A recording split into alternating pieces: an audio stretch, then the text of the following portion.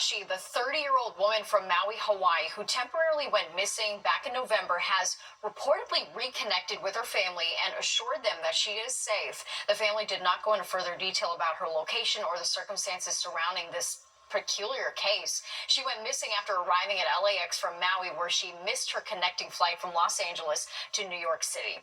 Well, Juan Soto passed his physical today and is now officially a New York Met. The former Yankee agreed to the richest contract in sports history, a 15-year, $765 million contract on Sunday. Mets owner Steve Cohen outbid the Yankees to convince Soto to leave the Bronx for Queens, a move many believe will change the landscape for New York baseball. Soto will be formally introduced at a press conference tomorrow afternoon. And big news tonight regarding legendary NFL coach Bill Belichick. He's taking on college football for the first time. The University of North Carolina says he's agreed to a 5-year deal to become the next coach of the Tar Heels. The 72-year-old replaces the program's winningest all-time coach, Mac Brown. Belichick, of course, a 6-time Super Bowl champ and ended his 24-year tenure with the Patriots last season. Well, social media outpouring for accused CEO killer Luigi Mangione. The 26-year-old receiving much admiration for his alleged crime. What's causing this strange attraction, though? We're going to take a closer look. Plus, they're successful real estate brothers, and now they're charged with sex trafficking, the charges these bold-name brokers are facing tonight. You're watching the 10 o'clock news.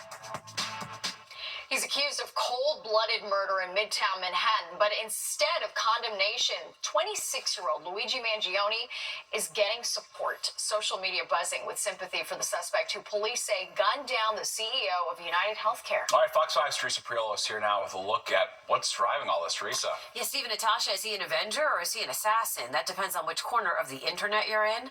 Luigi Mangione is receiving global support. People are sending him money, while others are making merchandise. This as other healthcare CEOs are beefing up their security.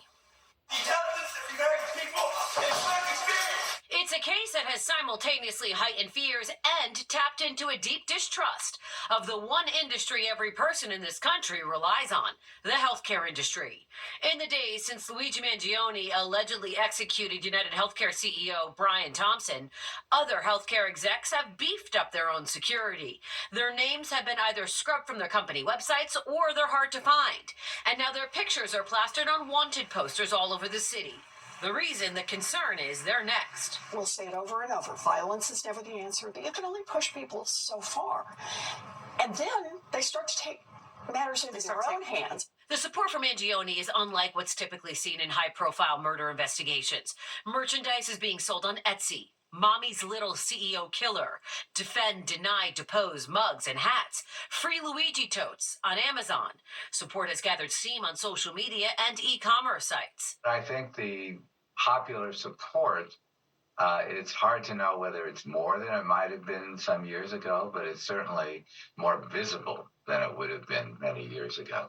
Anybody with a computer and a smartphone, can just let loose. The support for Mangione has extended to a legal defense fund.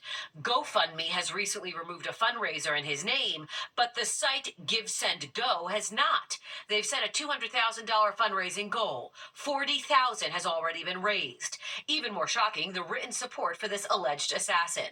This person gave $1,300, quote, coincidentally the same amount I was charged for my 100% covered medical procedure. Quote, for my mother, a victim of the insurance industry. Mr. Mangione, thank you for your sacrifice. May others follow in your footsteps of bravery and justice. Quote, you have united a divided country in a way that nobody thought was possible. So another twist in this case, Mangione's attorney says he doesn't feel comfortable accepting all of those community donations that you just saw there to pay Mangione's legal bills. The online fundraiser says if the money can't go to Mangione, it's going to be used to support other U.S. political prisoners. Natasha. Yeah, I think you captured the pulse really well. All right, Teresa, thank you. Well, a Long Island woman is under arrest for allegedly running an unlicensed dentist office out of her one-bedroom apartment in Hempstead. 7-year-old Gladys Serrano was taken into custody after one of her victims came forward to police. Investigators found a 1986 diploma from a dental school in El Salvador in the apartment, but no evidence that she was actually licensed here in the United States. They also found unsterilized tools and unsanitary conditions where the procedures were taking place. You see here are tools that would be used in the practice of dentistry, but they're thrown into a drawer. They're not obviously in any kind of sterile containers. They're not, as far as we can tell, being cleaned on a regular basis. Serrano pled not guilty today. If convicted, she faces up to 4 years in prison. The city reporting success in its ongoing efforts to get ghost cars off the streets. Mayor Adams announcing today that more than 73,000 ghost cars have been removed since the start of his administration. These vehicles have forged or altered license plates and are virtually untraceable. The city's been working with state agencies on the effort, and just 12 weeks ago, the NYPD and Sanitation Department launched a joint task force that's already resulted in more than 5,000 ghost cars being removed. FBI Director Chris Wray will soon be stepping down. All right, that opens the path for President-elect Trump's pick to take his place. Sharon Crowley, live in the newsroom tonight with the details. Sharon. Yeah, Stephen Natasha, Director Wray's resignation doesn't come as a surprise. President-elect Trump already nominated Kash Patel to take the job during his next term. However, it is unusual for an FBI director not to finish out a full term. I've decided the right thing for the Bureau is for me to serve until the end of the current administration in January and then step down. FBI Director Christopher Wray says he will resign come January when President Biden's term in office comes to an end. This is not easy for me. I love this place. I love our mission. And I love our people. Wray is in his 7th year of a 10-year director term. But with the new administration coming to the White House, he was faced with 2 options. He could leave or wait until President-elect Donald Trump likely fired him. What absolutely, positively must not change is our commitment to doing the right thing in the right way every time. Director Wray was appointed by President-elect Trump in his first term, but it wasn't long before Wray fell out of favor with Trump. Wray didn't conform to Donald Trump's wishes during the first administration. Political analyst David Birdsell says typically FBI directors serve out 10-year terms designed to span administrations. In this case, he says Trump accuses Wray of weaponizing the FBI against him.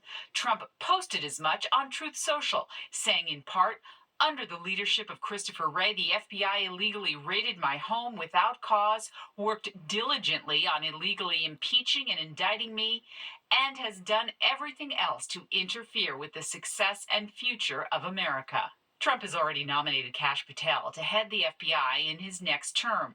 Birdsell says Director Wray likely wanted to control his own future. In order to protect his own reputation, because Donald Trump is sure not to follow that precedent, and he has every right, every administrative power to fire the FBI director without cause, that he is stepping out of the line of fire in this case and allowing the incoming president to propose his own nominee. Well, Wray has defended his record, insisting the investigations into President-elect Trump were the right thing for the Bureau at the time. Now, Trump's pick, as we mentioned, for the new FBI director, Kash Patel, has been busy trying to shore up support on Capitol Hill. Stephen, Natasha? All right, thanks, Sharon. Luxury real estate brokers hit with sex trafficking charges. The 3 brothers accused of drugging and raping dozens of people, and investigators say there could even be more victims. Plus, more drone drama after a New Jersey lawmaker makes claims about the flying objects seen across the state.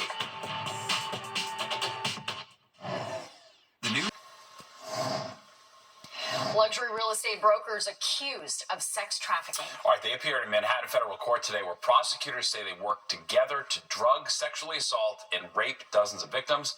Fox 5's Arthur Chien has more. This conduct, as alleged, was heinous. At their height, the Alexander brothers represented wealth and power as tycoons of the luxury real estate industry from New York to Miami.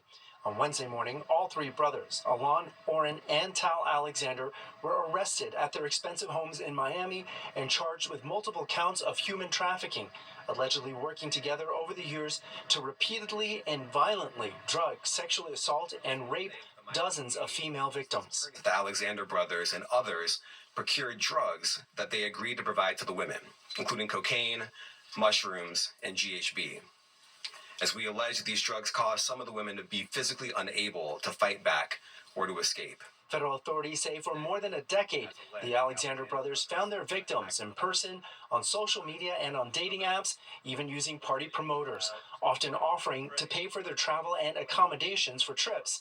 Then they would drug and sexually assault and rape the woman. The defendants allegedly used their wealth and status to recruit and pay for the travel of their intended victims, and then manipulated them into participating in sexual acts without their consent. After a bombshell expose in The Real Deal, a real estate news publication that detailed earlier this year accusations by multiple women, the careers of the Alexander brothers ground to a halt. The current indictment accuses them of working together to hold down their victims and ignore their pleas for the brothers to stop. The U.S. Attorney's Office and the FBI say they are not done yet. They say they're making this announcement with the hopes of encouraging other potential victims of the Alexander brothers to step forward now.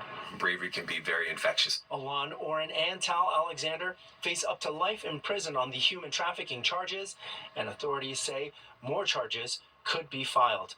At FBI headquarters in Lower Manhattan, Arthur Chien, Fox 5 News. Well, Williamsburg Pizzeria getting creative, but not with its pies. Yeah, how the owners are using a school bus parked outside their shop to get around outdoor dining rules. All right, who's behind all these drones in New Jersey? One lawmaker says he knows, and now the Department of Defense is weighing in.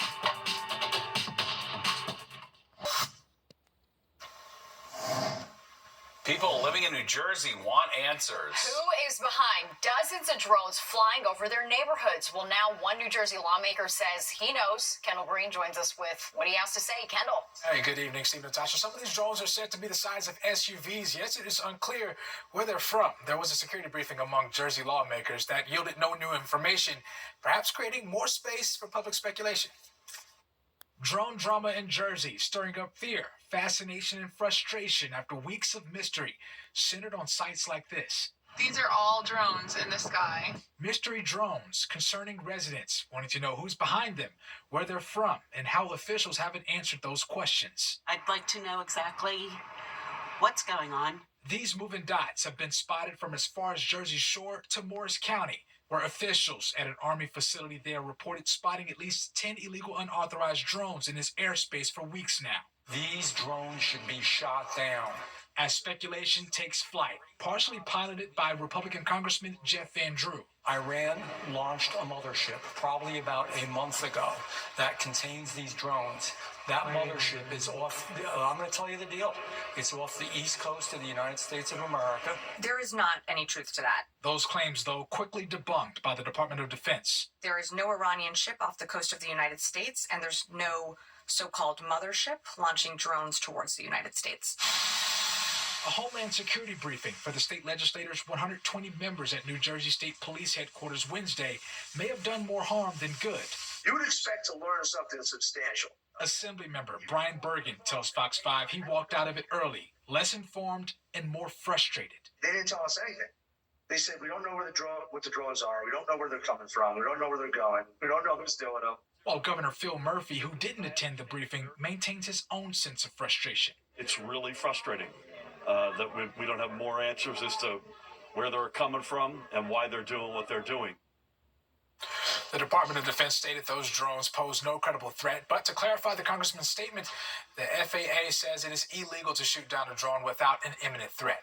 That's a right reserved for only law enforcement. Steve, Natasha. Mystery continues. Yeah, wild. All right, Kendall, thank you so much. All right, let's talk about the weather tonight. Yeah, it was quite a mess, Nick. Is it starting to calm down now and move out? It is. We're on the back edge of the rain, coming to an end here shortly. If it hasn't already in your neighborhood, certainly west of the city, that's the case. Let's look at the live shot here of Lower Manhattan. Still a couple of raindrops on the camera lens there. And today, though, we made it to 60 degrees. Remember yesterday I was talking about the potential for a record high. That would have been 66. It did get into the low and some middle 60s just to our south, but just shy of that here. 50 to low, actually now our new lows in the 40s, as you're going to see. Our current temperature now at 43, big drop, and the wind's out of the west, and it is gusty. Humidity is still pretty high. Pressure is now rising rapidly at 2959 as that cold front has moved along.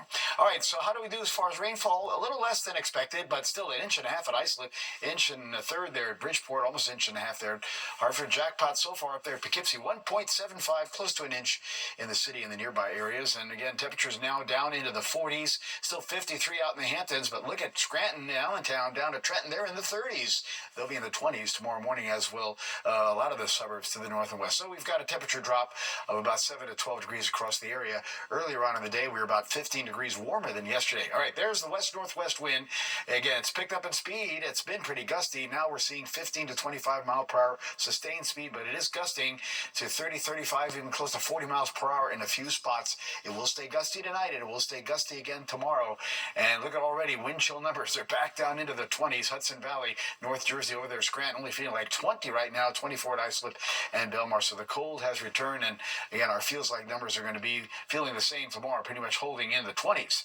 All right, there were the highs earlier, 63 at Newark, 64 Belmar. Even low 60s up there to Poughkeepsie, over to Hartford at 64. A lot of the Northeast got into those milder temperatures. Boston checked in at 61 today. But as we go westward, you see the progression towards colder air. State College at 48. Cleveland at 39, they're well down into the 20s now, and Chicago only 32. So that's the cold air again making the move here with that west-northwesterly wind. So all the flood watches are over. Really, we're concerned mostly in Connecticut. That's where the flood watches existed, but that now only includes the northern part of the state. And you can see on the radar here, there goes the back edge of the precipitation, ending as a couple of snowflakes as you get up into the Poconos, parts of the Catskills. You can see that on the wide view, but there goes the heaviest rain now over by Cape Cod and the islands.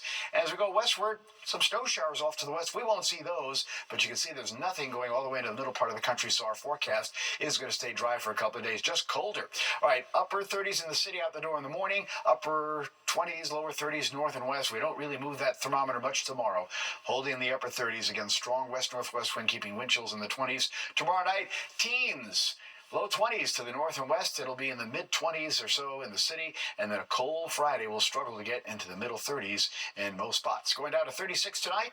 Again, some upper 20s, low 30s north and west as the rain just about done now, but the wind stays gusty and the sky becomes mainly clear. Sunshine tomorrow, just a bit of a windy day. Again, 39 is going to be the high. West wind 20, gusting 35.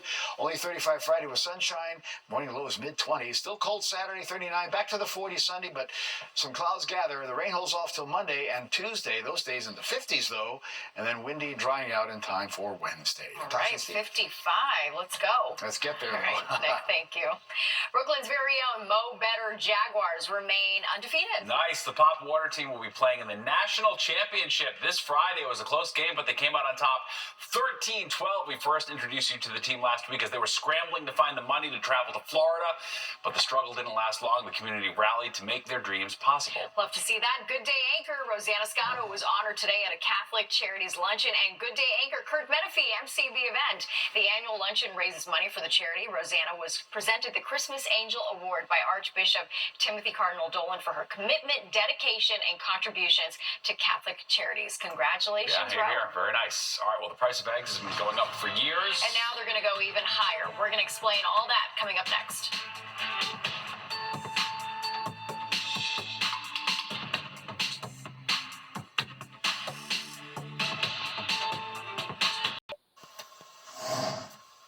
Inflation is going up, and that includes eggs. The average price for a dozen eggs rose to $3.65. That's more than an 8% jump from October and almost $1 more than it was at the start of the year. Egg prices are historically volatile and go up around the holidays, but a supply shortage because of the bird flu is also driving up that price. The deadline has come and gone for city restaurants to take down their outdoor dining sheds. All right, one business, though, has found a workaround using a school bus. A popular Williamsburg pizza shop, Linda Street Pizzeria, has parked the school bus outside the restaurant. All the seats were removed and replaced by tables, allowing diners to eat inside, but the city ain't having it. The Department of Transportation warning the two owners the bus has to go or they could face a fine. The came by, the health department came by, and they want us to remove the bus. As of right now, we're not gonna remove it because it's just illegal. It's a legal car parked in the street. All right. Fox 5 reached out to the Department of Transportation asking what rules or laws they are breaking with the bus. We did not get a response to that specific this question. is what you call reaching. Yeah, Right? yeah, exactly. Wow. Right. All right, well, there's more of the 10 o'clock news straight ahead. But first, here's a look at what you can expect tomorrow on the roads and the rails. Oh dear, it appears that one of Santa's reindeer took a wrong turn. A deer smashed into a South Jersey plumbing and heating office. The animal dashed through the parking lot and ran through a glass door. I saw this video. I feel so bad for the animal. I They're do just too. so They're petrified disoriented. and scared. Yeah. They just want to get out of there. And thankfully, the deer eventually was able to get out, but it's a big scare for an animal to go through for sure. All right. One last check of the weather. Rain's done. Now we get cold out again. Here we go. Yeah, when you step outside here now, you're going to see a big difference from earlier on in the evening. Winds strong and gusty. Temperatures are heading down into the mid-30s, upper 30s in the city, lower 30s at the coast. There'll be upper 20s north and west, but again, the clearing trend is going to come in now. Then for tomorrow, a sunny day, a couple little fair weather clouds, strong west-northwest wind gusting 35 at times. So even we'll be back in the upper 30s. That's more typical to January, but wind chills will stay in the 20s. 7-day, 35 Friday, morning low, mid-20s, teens in the suburbs, back to 39 Saturday. Dry, sunny, but clouds return, but then 46 will be the high. Some rain off and on Monday, and again on Tuesday. We're back in the 50s, though, at that point. All right, sounds good, Nick. Thank you so much, and don't go anywhere. Good Night New York with Crystal Young and Ryan Christopher is next at 11, and you do not want to miss that. All right, that does it for us tonight. If you missed any part of the 10 o'clock news, you can always catch an encore on our free streaming app, Fox Local. Just scan the QR code on your screen to download the free Fox Local app on your phone, where you can stream our newscast anytime. Have a great night.